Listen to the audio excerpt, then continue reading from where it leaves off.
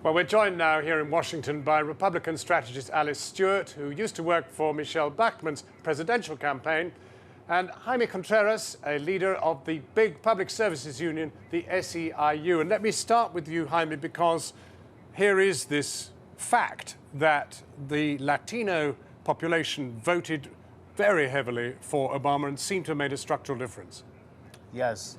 For the first time in history, we had more people vote for whether it's a Republican or Democratic president, more people in the Latino community than ever before, even more than Bill Clinton. But is that just because he lifted the immigration status of the children of the wetback generation? Well, I think the Hispanic community, the Latino community, has been it's been like a sleeping giant of some sort for a number of years. For the last decade, we have been under attack constantly, mostly by the folks on the other side of the Republican Party. I think our community has woken up and has sent a strong message that we will continue to pay attention to the politicians who stay with us, that stand with us, and those who don't. Well, now, Alice Stewart, I'm afraid you are on that other side he's referring to, the Republican Party. And Mitt Romney, in his run to get nominated at all, really did attack the Hispanic community in the sense that he said, you know, deport yourselves, you people who... Self-deport. You remember? Well, self-deport, yes. Well, the discouraging thing here is that when President Obama came into office 4 years ago, he promised everyone comprehensive immigration reform. We didn't get that. When we got down to the final weeks and months of the campaign, he rushed through by his own power portion of the DREAM Act, which was a stopgap, short-term measure to immigration, and will have to be revisited. And without bipartisan cooperation in the Congress, it's not going to change anything. But he promised comprehensive reform.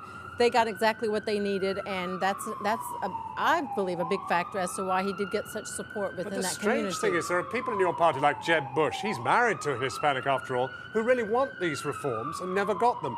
Surely it's a sort of kind of signal of the dysfunction that exists within the Republican Party. But the immigration is a serious issue, and it needs to be a comprehensive reform, but it needs to be done with dialogue across both sides of the aisle. There are many factors to consider.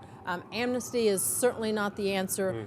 Sealing the border is one of the most important aspects of this immigration issue. There's many things to consider, but at the end of the day, if nothing else, Republicans have learned that we need to reach across the aisle, or reach across and engage more of the Latino community, and we'll certainly start doing that. Well, let's look forward. I mean, do you think the Republican Party can ever win the Latino vote? For example, women voted very heavily for Obama. You have a lot of women in your union. That's right. Can you see the Republican Party in its present condition winning Hispanic support? Well, I think the Republican Party, there's two things that have to happen here. One, the Democrats can't forget who helped them get elected. Right. And two, the Republicans can't forget that when you have a population where you have 50,000 young Latinos turning 18 every month, that's a growing population that they should really be paying attention to, because, you know, we didn't get immigration reform done, but we know why, and that's because of the obstructionism of the extreme right in the Congress. Well, let's look at women. Abortion simply didn't play well for the Republican Party. Women want the right to choose. That's quite clear from the way they voted. Well, I think what was unfortunate during this campaign was the Obama administration and the Democrats came up with this, as they called it, a war on women. And really, it truly was. As a woman and as a spokeswoman for a women's group, it's insulting for women to be painted into a corner where all they're concerned about is free birth control and getting abortion on demand, when really women's issues are everyone's issues. They're concerned about jobs and the economy, but you're blaming Mr. Obama now, and surely the real problem is with your party. Your party doesn't want to cope with the fact that aspiring women want to make their own choices. Well, what our party wants to do and will do and has done is we want to, first of all, the number one issue that women that we talk to are concerned with is the economy and jobs, and tremendously about debt. It's not the social issues that have driven women in years past. It's the economic issues, and women and mothers, they're concerned about the tremendous debt that we have in this country, about what's being passed on to their children and grandchildren. So that's what the Republicans were addressing, and that's what we think will win women back. Very briefly, of course, Hispanics are largely Catholic. Do you mind God in American politics?